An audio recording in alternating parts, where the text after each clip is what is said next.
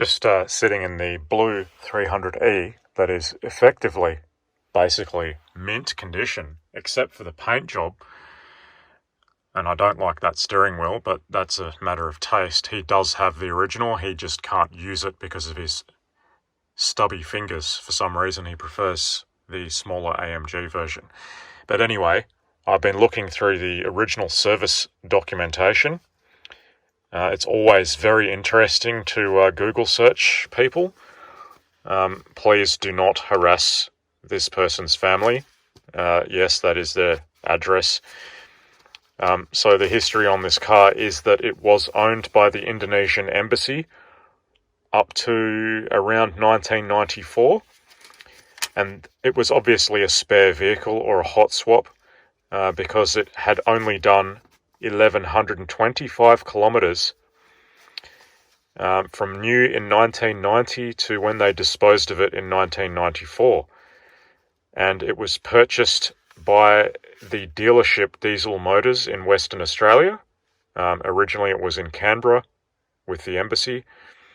This lady bought it in March 1994. She was an elderly lady, I assume. She did not use the car much, like only a few thousand kilometers a year. So it really has had an easy life. Now, her obituary is still online. She did actually die in 2018, April 24th, I believe. So this car would have been a deceased estate, meaning that all of the damage to the paintwork would have happened with the previous owner. It would have been an absolutely mint car, presumably with about 119,000 kilometers on it, because that was the last recorded service in 2013. Maybe she was getting a little bit too old to drive by that stage, because there's no service history after that. And maybe, God bless her soul, it didn't get much use after that, and then, it was sold after her passing. But hey, she definitely had very good taste in automobiles all the way to the end.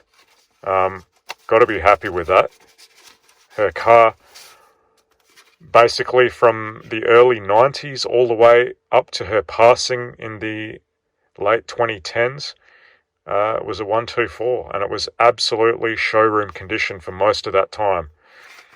I think that's a pretty good way to live your life. It would have been fantastic to have a new 124. Unfortunately that's never going to happen now. That's unless we invent a time machine. But yeah, it's interesting to Google search people.